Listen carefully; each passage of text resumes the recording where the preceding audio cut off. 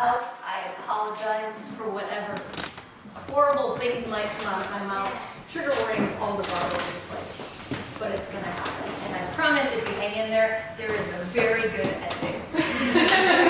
So, it was nearly 2 years ago that I left a marriage of domestic violence. And in my life, I grew up in a house of domestic violence. And so I genuinely thought, based on my experiences and all the reflection that I did throughout my life, that there was no way that it would happen to me. And I ended up in that position anyway. So one of the constants in my life was art. Since I was a kid, that was where I escaped. Being able to draw, being able to paint and create creatures and figure out who I was and express my emotions that way. So what I saw throughout my life is a lot of loneliness, sadness. I was a little bit abandoned as a kid. And you see a lot of that in the artwork that I was doing. I was really desperate to find love, somebody who cared. Relationships that I had in my early 20s was a lot of very good-looking people that didn't give a shit about me. And what I realized is that I was trying so hard to hold on to something, just to have somebody who seemed like they cared and they gave me that attention.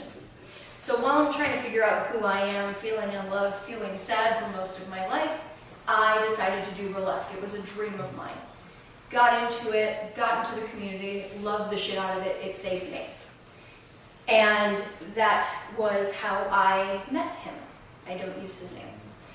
I met him because he was a producer at the time. And he had basically reached out to me. I had done a show for him, and he was different right off the bat. This person was so interested in me and showed me that I was unique, I was special. He wanted to know everything about me, and that's what drew me in.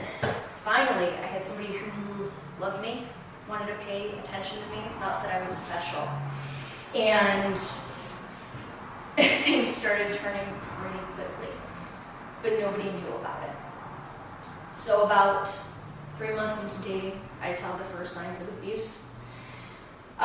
We'd gone to a burlesque show. Again, he met me doing burlesque. He knew who I was. That was sort of where I found my confidence, my energy, my power. A friend I hadn't seen for a while, a male friend, had given me a hug, and that was it. Giving me a hug, asked how I was doing, went on his way.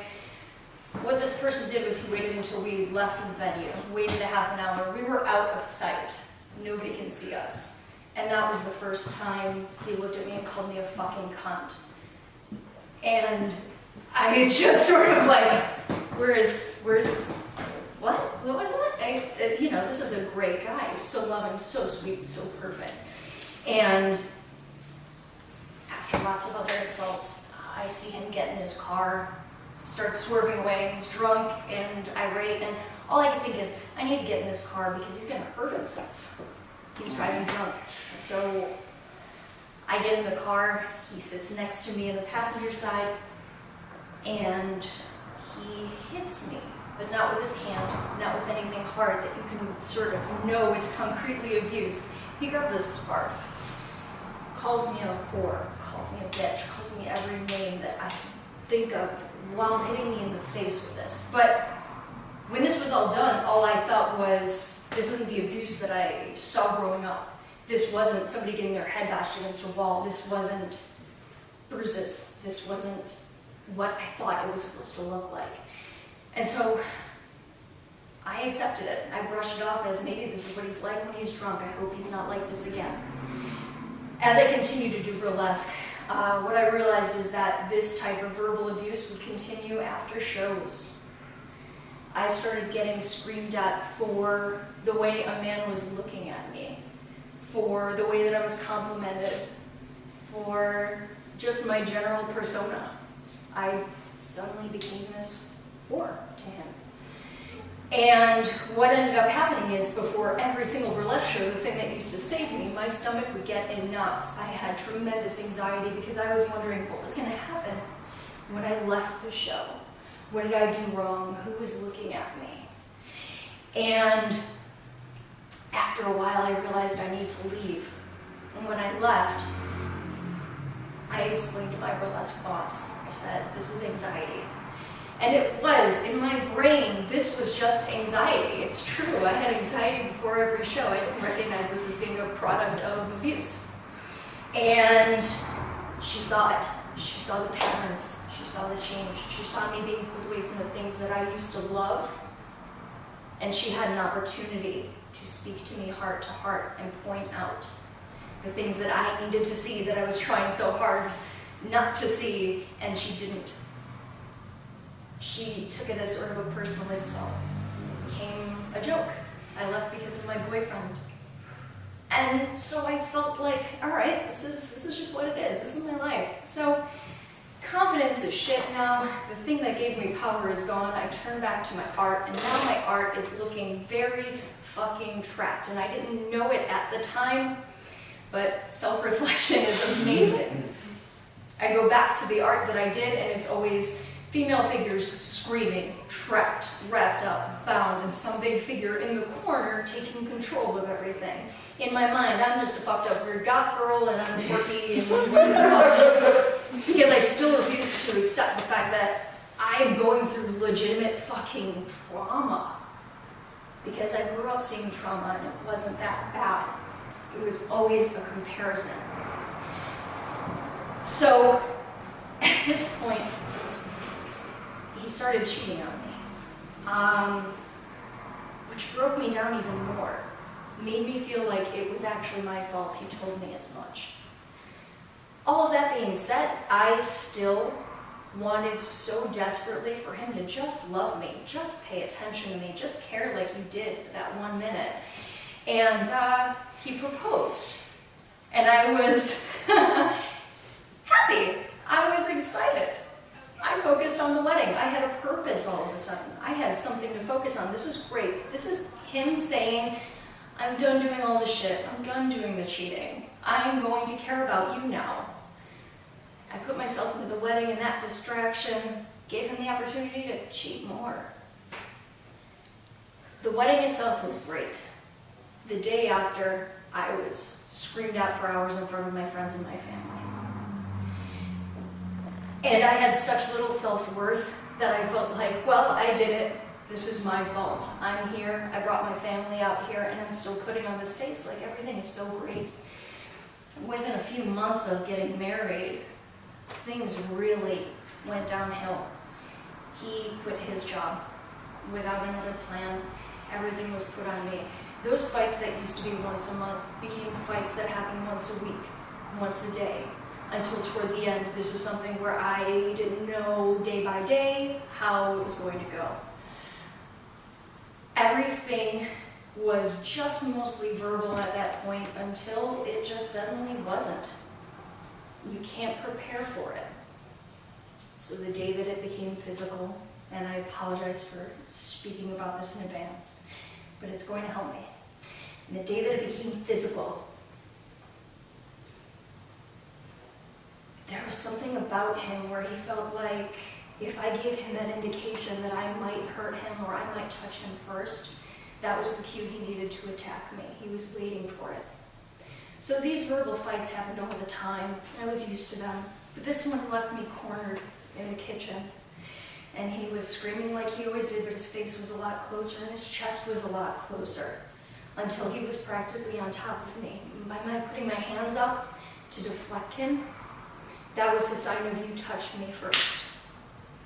And what ended up happening is I was thrown down, my head was hit against the wall, my lip was busted open, my face was bruised, and he choked me. And somehow I managed to wiggle free after a minute, maybe, and bit him. And he's so delusional, so full of rage that in that moment he thought, you bit me. You're crazy. You fucking bit me? And he actually said that. And in my mind, holy shit, I'm crazy. I fucking bit him.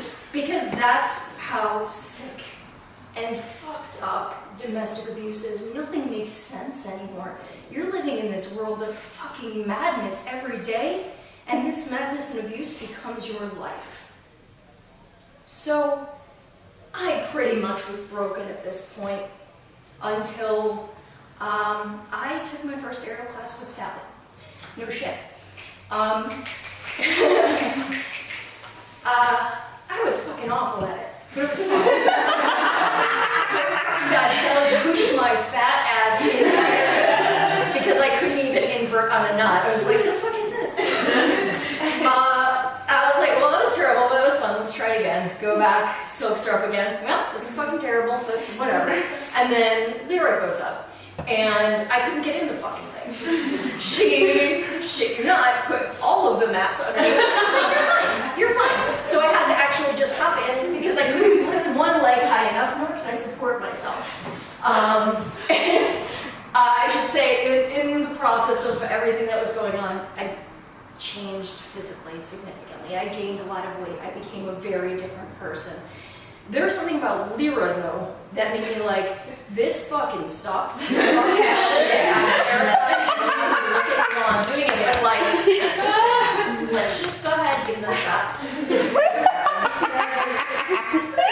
So I decided that this thing would be the thing that I really wanted to conquer. And because I never grew up doing any kind of fitness, I was never strong. And in the state that I had been for 5 years at that point, I was so fucking weak and done that, like, let me conquer this fucking thing. Let me do something athletic for once in my life and see how this goes. And so I spent a lot of time practicing, training, trying to get in the fucking hoop. It took me like 3 months to get in the fucking hoop. Straddle ups, by the way, 6 months, over 1 year. Basic shit. It took me forever. It is not something that came naturally to me. And it hurts, and it caused bruises, and I'm not going to fucking lie, that's why I fucking loved it. I was putting the bruises on my body. I was pushing myself to the level where it fucking hurt, and I was in control of it, not somebody else. I started to get stronger, I started to lose weight, and as I got stronger, so did the abuse. He saw that his power was fucking going away, and it got worse. And it got louder, and it got more regular. And I tried to leave once. I did a soft leave. I was like, this is it. I called my go-to saving person in my family, and I didn't tell him that it was physical. And in his mind, well, it wasn't physical. Hang in there. You know, I didn't give him the full story. I know I didn't. But by that, I felt like I don't have my safety net. I don't have this thing that's going to save me. I'm fucked. I'm here. I'm in it. I don't know what to do. Leading up to the day that I really did leave was an hour by hour hell. It was, I couldn't sleep because I had somebody standing over me, calling me a bitch when I was about to close my eyes, reminding me of my past childhood trauma. The second I started dozing off, reminding me that I am nothing. It was torture. And I decided to leave. I found a safe space. I called our therapist because we'd been going to couples therapy for 2 years. Wow. But I never once said, he's physical. And as long as I lived in that delusional bubble, I could keep going. I'm not facing it. I'm not dealing with it. Well, I went there to say that I was leaving, so I had a place that I didn't have to worry about being hurt. What happened was she saw the state he was in and said, you need to be hospitalized right now. So the day that I planned on leaving was the day that I ended up putting him in the car, driving to a county hospital in the middle of the night, sitting in a waiting room until 6 a.m. for him to not get admitted. Because by the time we got there, he knew all the ways to say, it's just a drug issue. It's not a mental issue, I'm just detoxing. He wasn't. But he heard the doctor say that. So he knew how to get out of it. I thought, well, fuck. I had the long drive home. Crawled into bed. Woke up a few hours later to the sound of him opening a bottle. And I was like, you know, we couldn't have hit rock bottom. How many rock bottoms do we have to have? I try the nice approach. I don't feel comfortable with you drinking right now. I don't feel good about this. I heard, fuck you, cunt. I said, I feel scared. Can you please don't, just for me.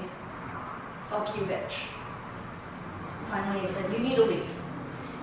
I said, you need to leave. And he laughed at me. I said, no, I mean it. No, I don't feel safe around you.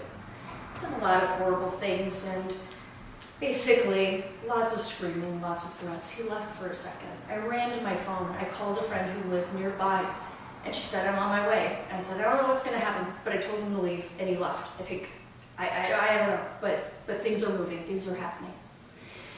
I hung up the phone because I heard the door opening and he was back.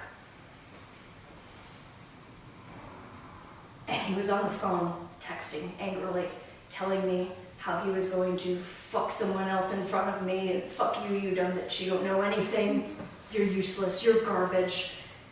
Just saying this stuff to himself. And I'm positioned in a very poor spot in a corner of the bedroom, which now as a victim of domestic abuse, I can say I now pay attention to every corner that I'm in, and I don't allow myself to get back into it. While I was in it, and I noticed that he was getting louder, he was getting scarier, and I decided this was the moment that he was going to kill me, and I was certain it wasn't guess anymore.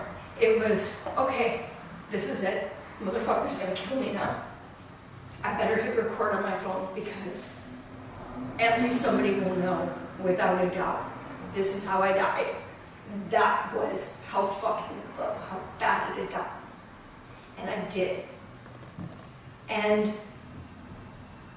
when he started screaming at me and he started pushing me and he said all these horrible things, what he ended up saying was, which is recorded on my phone right now, you're powerless, you're weak, you're nothing. Fuck you, you have nothing. And as soon as my tone changed to, okay, yep, I want you to go. He put his fist against my face and shook it after pushing me down, all these other things. And as soon as I said, don't touch me, he's like, you're touching me. I was like, oh, right, the paranoia is setting in. Do you think somebody's listening or recording it?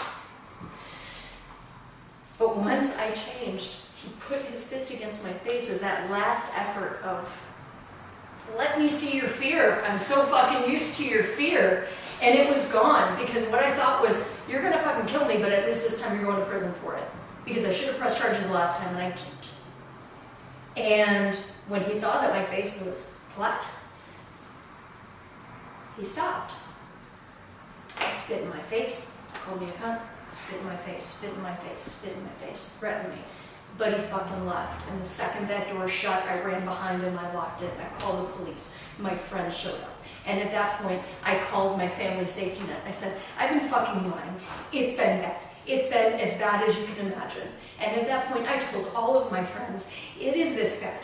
Because I knew once I said it, my army would fucking come in and they would tell me all the things that I've been trying to avoid, which is you're in a fucking abusive relationship and you're not going back.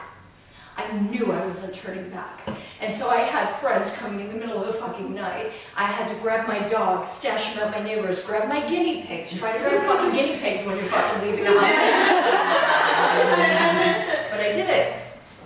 And I did it because you realize that when all of this shit is going on, there's so many people that love you and they give a fuck about you. And I managed to get out of this situation. I had to get a restraining order. It turns out to get a restraining order, you have to actually fucking face your abuser.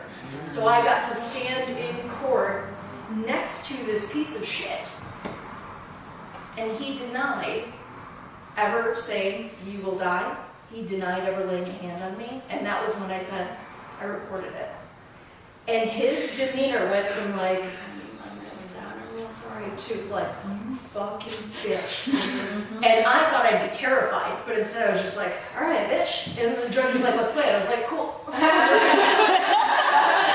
And so every time on this recording, And some of the ladies are in this room today that were there for both of these fucking times that I had to go to court for this. And every time he said these horrible things, the first time I would cry, the second time standing next to him, just like, there it is, they heard it. Fucking, you're in a room full of police officers, and you're threatening to kill somebody. Like, that's fine, it's fine, you fucking lost. The point is, it's not over. It's not over. I am not legally divorced because the abuse that used to be just verbal, just physical, is now fucking legal bullshit abuse.